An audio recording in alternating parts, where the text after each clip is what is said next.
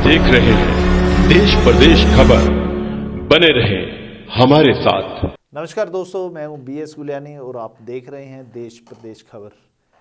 आज के इस कार्यक्रम में हम चर्चा करेंगे किसान भाइयों की, जिन्होंने पिछले लंबे समय से एक आंदोलन छेड़ा हुआ है अपने हकों के लिए। सरकार द्वारा जो जारी किए गए हैं 3 कानून, किसान इन कानूनों को काला कानून बता रहे हैं, लेकिन सरकार इसे किसानों के हित में कह रही है। तो आज हम इन कानूनों के बारे में विस्तार पूर्वक चर्चा करेंगे। हमारे साथ स्टूडियो में मौजूद हैं किसान नेता हरकेश सिंह मोड़ी। हरकेश सिंह मोड़ी किसी परिचय के मोहताज नहीं है। पिछले लंबे समय से इन्होंने किसानों के लिए बड़ा लंबा संघर्ष किया है। हालांकि भले ही ये धान की खरीद की बात हो या मंडी में आने वाली कोई भी किसानों को समस्या का सामना करना पड़ रहा हो, तो उसमें ये बढ़ चढ़ कर आगे होकर भाग लेते हैं। और आज हमारे साथ सरकार द्वारा बनाए गए 3 कानूनों पर विस्तृत चर्चा करने के लिए मौजूद हैं। हरकेश जी, बहुत बहुत स्वागत है आपका। नमस्कार। हरकेश जी, सरकार ने 3 कानून जो हैं लागू कर दिए हैं और किसान इसको लेकर बहुत बड़ा प्रदर्शन कर रहे हैं। भले ही वो शुरुआत हरियाणा से और पंजाब से हुई हो, लेकिन आज की जो स्थिति है उसमें पूरे देश के किसान सिंधु बॉर्डर पर, टिकरी बॉर्डर पर डटे हुए हैं। तो क्या किस तरह की रणनीति है किसानों की, जरा विस्तार पूर्वक हमारे दर्शकों को भी बताइएगा। किसानों की जो रणनीति है वो सिचुएशन के अकॉर्डिंग टाइम टू टाइम होती है। जैसे किसानों ने पहले शुरू में मांग रखी, मीडिया के राਹੀਂ बयान दे करके जो किसान नेता थे उन्होंने डिमांड रखी, और हर एक ज़िला मुख्यालय पे जो है डेलीगेट किसानों के थे, उन्होंने ज्ञापन दे करके किया। लेकिन उसके बाद भी सरकार ने नहीं सुना, तो धरना प्रदर्शन किए, नहीं सुना। उसके बाद जैसे पंजाब में तो रेलवे लाइनों पे बैठे रहे, जबकि हरियाणा में ऐसा नहीं हुआ। बिल्कुल। तो टाइम टू टाइम जैसे भी नहीं सरकार, उसके बाद भी सरकार ने चेताई तो दिल्ली चलोगा दे दिया। हालांकि दिया था यूपी वालों ने, चले गए वहाँ पर हरियाणा वाले और फिर पंजाब वाले, बाद में यूपी वाले आए। तो लेकिन यही इसको रणनीति कह लो या सिचुएशन के अकॉर्डिंग किसानों का चलना, क्योंकि किसान कोई राजनीतिक तो है नहीं जो रणनीति बनाएगा। ये तो जैसी सिचुएशन होता है, अपनी मांग है, मांग रखने का एक तरीका नहीं मानना, दूसरा अपना लेते हैं। यही है, कोई लंबी रणनीति किसानों के पास नहीं होती। हरकेश जी, लाखों की तादाद में जो किसान हैं वो सिंधु बॉर्डर पर डटे हुए हैं अपने हकों की लड़ाई के लिए। और भले ही सरकार ने काफ़ी बार वार्ता करने की भी कोशिश की है और हुई भी है बातचीत, लेकिन बातचीत बेनतीजा रही है। तो किस तरह से किसान जो है इस चीज़ को ले रहे हैं कि अगला उनका कदम क्या रहेगा, अगला प्रोग्राम कैसे वो अपनी मांगों को मनवाने के लिए तय करेंगे? गुलियानी जी, वार्ता तो लोगों के अंदर अपनी एक अच्छी इमेज बनाने के लिए सरकार करती है, लेकिन वार्ता के अंदर जब भी बैठते हैं तो मैं न मानू की बात करते हैं कि ये 3 कानून तो हम वापस नहीं लेंगे। और देखो, और करना ही क्या है, किसान की डिमांड ही यही है कि 3 कानून। उनके चलते चलते बीच में अभी डिमांड कर ही रहे थे, चौथा एक और कानून बना दिया कि करोड़ों रुपए का हर्जाना किसान के ऊपर होगा जो धान की पराली जलाएगा। जबकि इतना बड़ा हर्जाना कभी किसी फैक्ट्री वाले पे, किसी भट्ठे वाले पे इतना धुआं निकालते हैं, इतना पोल्यूशन करते हैं, उन पे नहीं किया। ये 4 कानून बन गए। और किसान को मैं ये कहूँगा कि सरकार का पता नहीं क्यों ऐसा मूर्खतापूर्ण डिसीजन सरकार ले रही है कि किसानों को प्रताड़ित करने का ही काम अब तक सरकार ने किया। जो बातचीत की आपने बात कही, उसके अंदर कहा है कि हम पहली बातचीत में कुछ भी नहीं माना, दूसरी में कहा चलो हम अमेंडमेंट करने के लिए तैयार हैं। उसके बाद अपना जैसे अमित शाह जी की मीटिंग हुई, उन्होंने पहले तो कहा हम मीटिंग ही नहीं करेंगे, मीटिंग करेंगे तो अगर आप बुराड़ी उसमें मैदान में जाएंगे तो करेंगे। फिर चलो जैसा भी है कर लिया।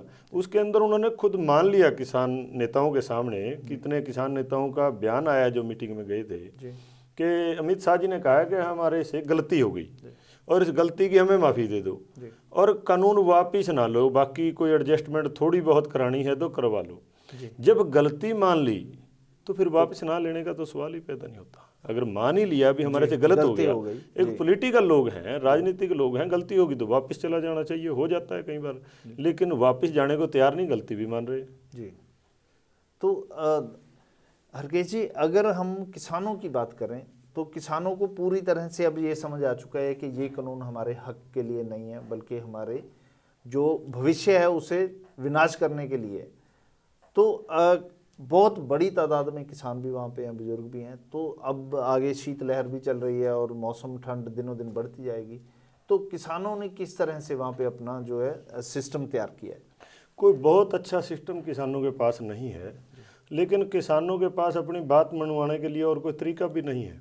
जब किसान अपने घर पे बैठ के मांग कर रहा था तो सरकार ने नहीं सुनी, जिला मुख्यालय पे आकर के मांग की तब भी नहीं सुनी। जब प्रदेश स्तर पे प्रदर्शन किए, धरना किया, रेलें रोकी, एजिटेशन किए, तब भी नहीं मानी। तो किसानों का मानना ये था कि चलो सरकार के पास वहीं जाकर के, शायद उन तक बात नहीं पहुंच रही है, वहीं जाकर के बात करें, तो सरकार ने रोकने का काम किया।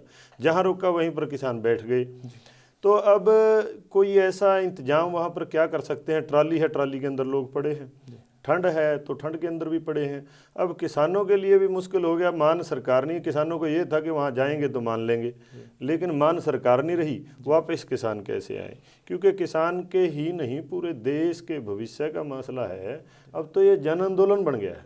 अब किसान की बात, क्योंकि इसके अंदर एसेंशियल कमोडिटीज एक्ट जो बनाया है उसका प्रभाव आपके ऊपर भी पड़ेगा, चाहे आप पत्रकार हैं, एक कोई भी रोटी खाने वाला है, उसके रसोई का जो बजट है, किसान को कीमत कम मिलेगी। उसके बाद जो अडानी जैसे बड़े बड़े कॉरपोरेटर हैं वो इतना मार्जिन उसमें से लेंगे कि वो दूसरे को, उपभोक्ता को 10 गुना रेट पे चीज़ लेनी पड़ेगी। यानी कि आपकी रसोई का अगर खर्च 5,000 रुपये महीने का है तो 50,000 रुपये महीना बनेगा। तो हर आदमी को इसको भुगतना पड़ेगा।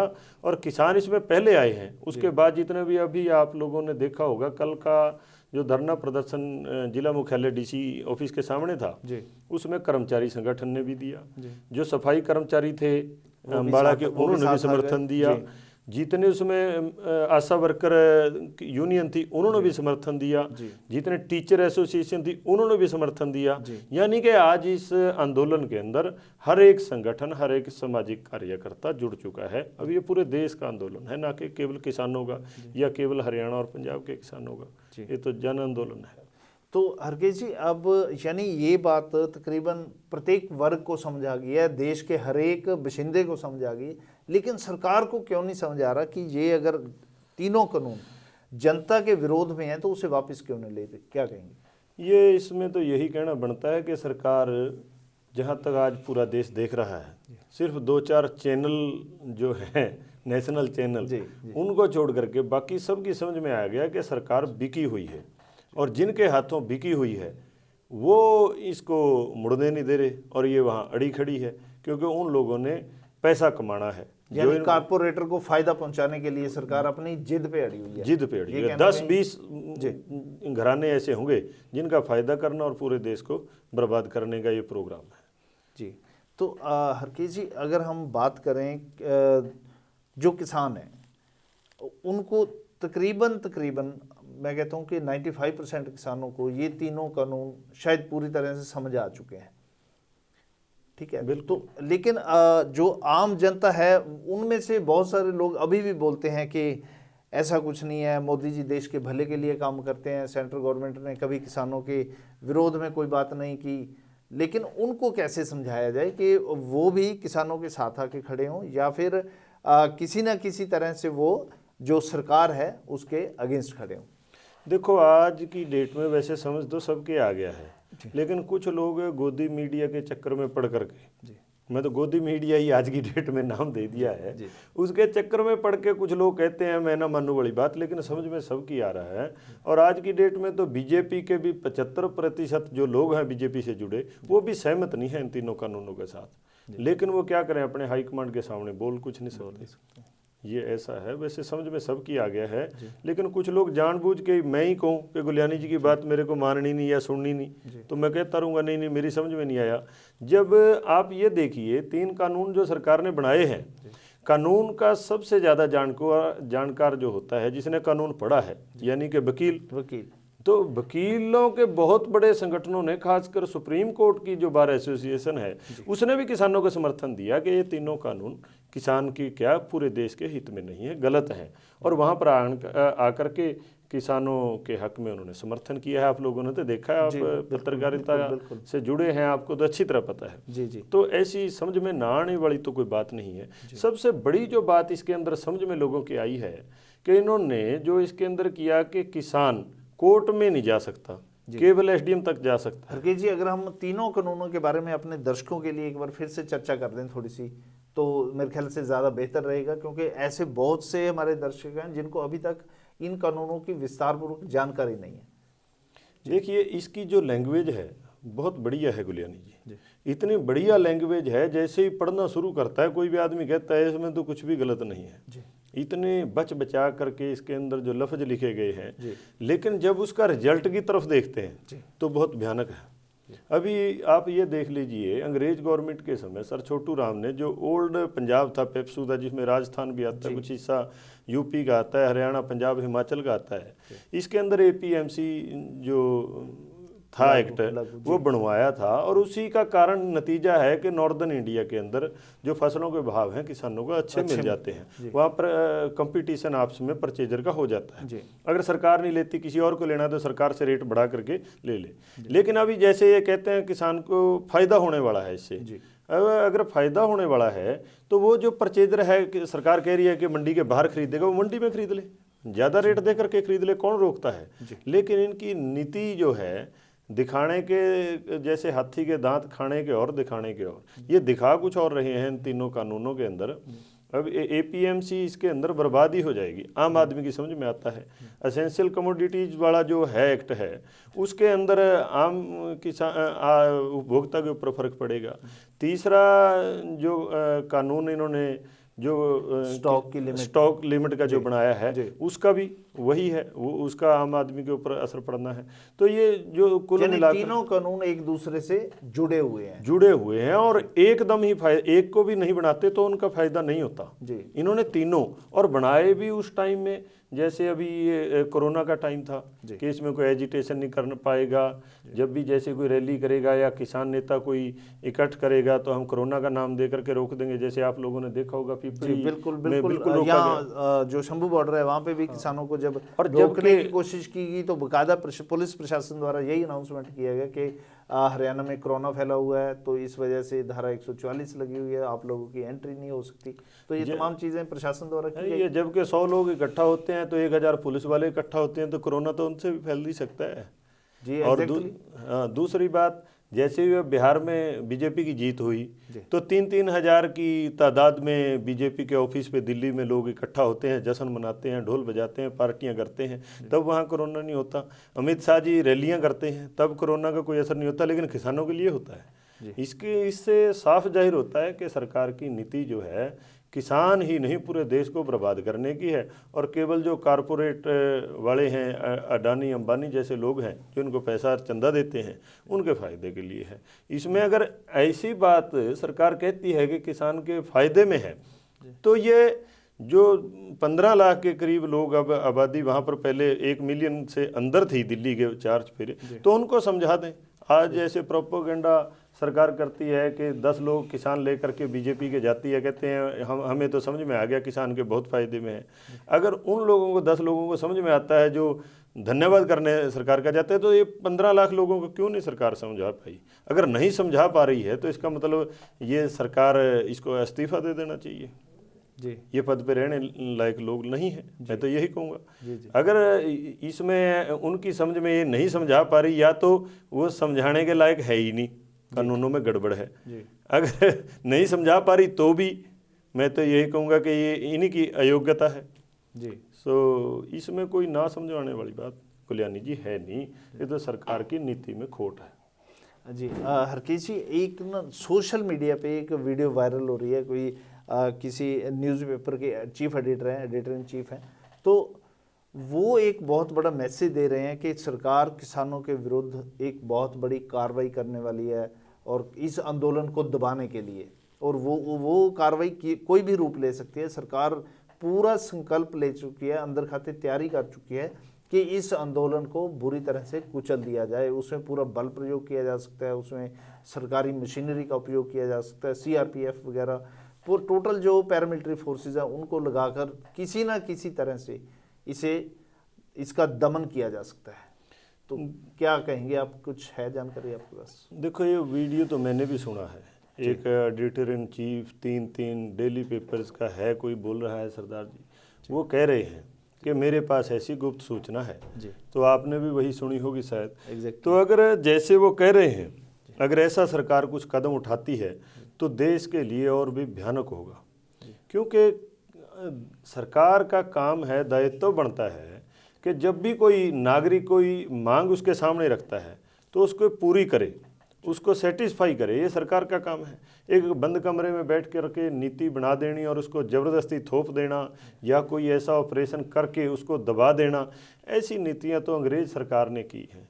ऐसी नीतियां अगर अपनाई है तो जो बाहर से मंगोल लोग आए थे उन्होंने जब इस देश पे राज किया उन्होंने अपनाई है। ये इनका तो काम नहीं बनता। अगर ये लोग भी ऐसा करते हैं तो ये कहना पड़ेगा कि ये फिर अंग्रेज़ों से, मुगलों से कम नहीं होंगे। ऐसा नहीं करना चाहिए। मैं तो दी जा सकती है। और मैं तो यही कहूँगा इस सरकार से कि आप ऐसा लेबल अपने ऊपर ना लगवाएं कि पूरा देश आपको आने वाले भविष्य में ये कहे कि ऐसी पार्टी को कभी ना बनाया जाए और इन लोगों को एक बुरे नाम से याद किया जाए।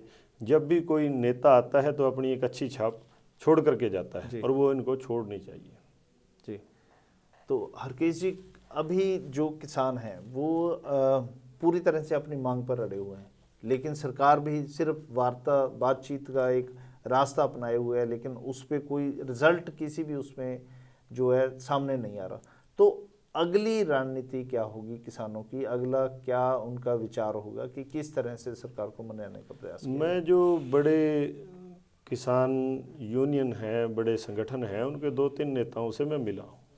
उनकी रणनीति उन्होंने जो बताया है साफ साफ यही है कि हम पूरे ही शांतिपूर्ण तरीके से हम यहाँ पर प्रदर्शन करेंगे, प्रोटेस्ट करेंगे, सरकार से अपनी मांग मनवा करके रहेंगे।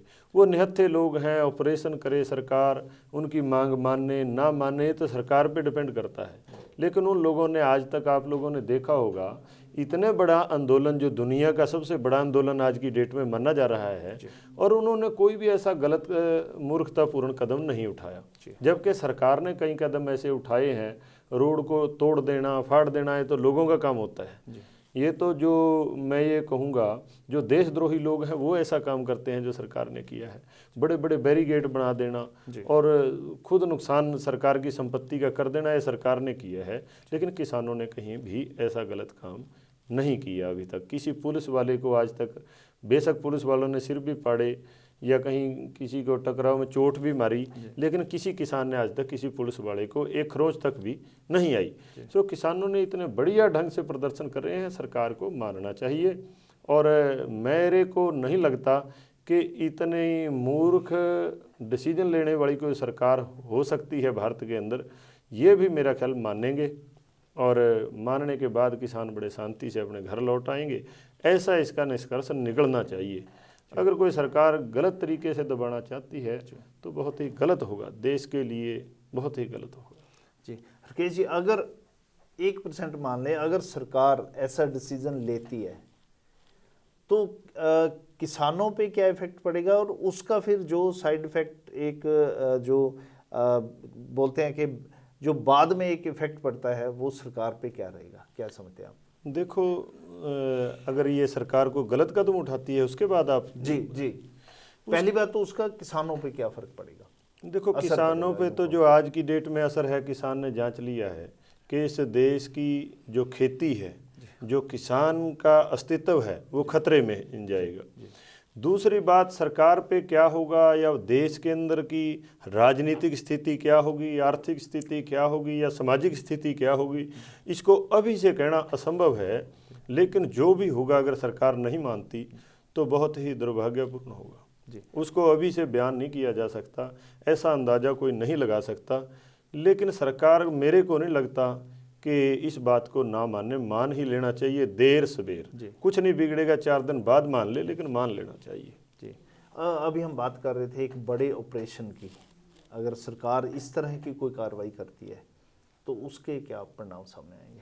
देखो, एक बार ऑपरेशन पहले इस देश के अंदर जैसे हरमंदर साहब में हुआ था, लेकिन वो केवल एक धार्मिक और किसी एक इंडिविजुअल पर्सनैलिटी को टारगेट करके और उसके साथियों को टारगेट करके वो ऑपरेशन किया गया था। उसके बड़े भयानक परिणाम निकले थे कि 5,000 के करीब तो दिल्ली के अंदर ही लोग मारे गए, पूरे देश के अंदर 10,000 के करीब लोगों का हत्या हुई, नुकसान हुआ, दंगे फैले। और लेकिन ये आज एक किसी धर्म का ये जो एजिटेशन है नहीं है, ये किसी एक समाज का भी ये एजिटेशन नहीं है, ये पूरे देश के, आज हमारा कृषि प्रधान देश है, 80% आबादी गुलियानी जी इस खेती के धंधे से जुड़ी है जी, जिसमें लगभग सभी समुदाय के लोग जुड़े, सभी समुदाय के, हर जाति के, हर धर्म के लोग इसमें जुड़े हैं। और जब 80% लोगों की आवाज को दबाया जाएगा तो उसके बाद की जो स्थिति होगी, आप देखो कि उसको, उस जो ऑपरेशन को जो एक कभी के टाइम में इंदिरा गांधी ने किया था, उसके इतने गंभीर परिणाम निकले थे, तो इसके क्या निकलेंगे जिसके साथ 80% आबादी, उसके साथ सिर्फ 2% में से भी मैं कहूँगा 0.1% लोग जुड़े थे उसके साथ। लेकिन इसके साथ तो 140 करोड़ में से मैं ये कहूँगा 100 करोड़ लोग जुड़े हुए, 100 करोड़ से ज़्यादा जुड़े हैं, तो इसके कितने गंभीर परिणाम निकलेंगे इसको कहना मुश्किल है। बड़ा ही गलत होगा, सरकार को ऐसा कदम नहीं उठाना चाहिए। मेरे को नहीं लगता है सरकार ऐसा कदम उठाएगी। जी, तो हरकेश जी बहुत बहुत धन्यवाद आपका।